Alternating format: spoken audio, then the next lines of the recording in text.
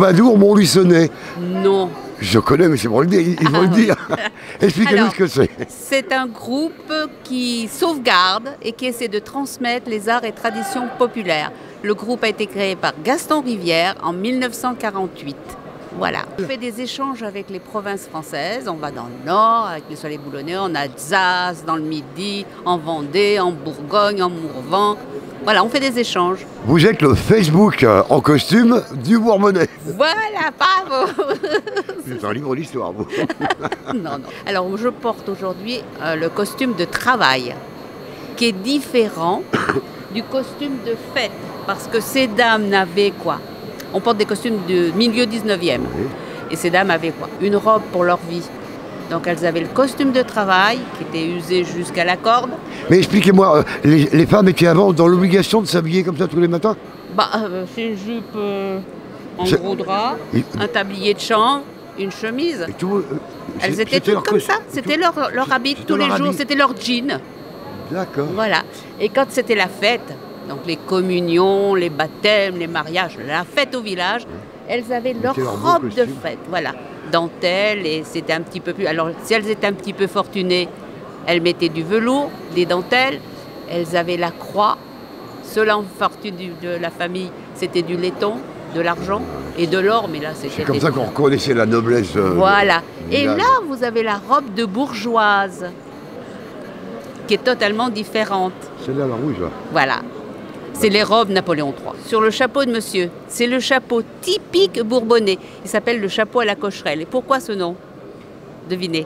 Champignon. Voilà, il est très large. Il peut aller jusqu'à 90 cm de diamètre. Et il est tellement large que vous voyez, il a des petits haubans. Parce que sinon, il s'écroule. Mais c'est le vrai chapeau bourbonnais.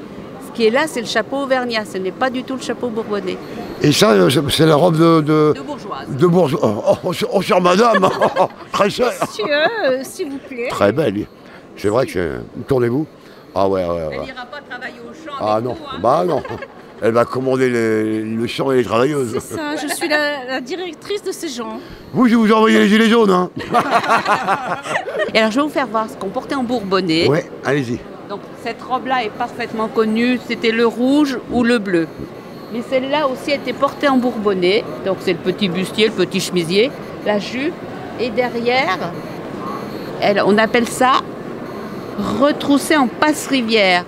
La robe était attachée parce que quand elles enjambaient les fossés, elle ne traînait pas dans la boue. Montluçon a sa coiffe. Qui a été fabriquée à Montluçon? À Montluçon et portée à Montluçon.